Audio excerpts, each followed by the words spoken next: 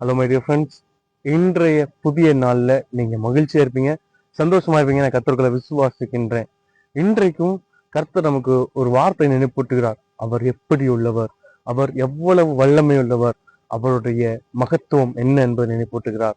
நீங்க யோசிக்கலாம், எதனால கர்த்தர் இதை நினைப்பூட்டுகிறார் என்று. ஒருவேளை இன்னைக்கு நம்ம எதிர்நோக்கி இருக்கிற பிரச்சனைகள், பாடுகள், போராட்டங்கள் எதுவாக இருந்தாலும் கர்த்தர் அதற்கு மேலாக இருக்கிறார்.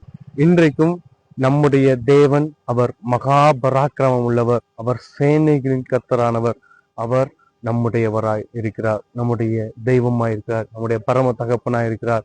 எனவே நாம் நம்முடைய தேவனுடைய பராக்கிரமத்தை அறிந்தவர்களாய், அவருடைய மகத்துவங்களை அறிந்தவர்களாய், இந்த நாளில் இருக்கிற அனைத்தையும் எதிர்கொண்டு நாம் ஜெயித்து வெற்றி சிறப்போம் என்று விசுவாசம் உள்ளவர்களாய் தேவனுடைய பாதத்திலிருந்து நாளை துவக்கும். தேவன் தாமே நம்மை ஆசீர்வதிப்பாராக. God bless you all.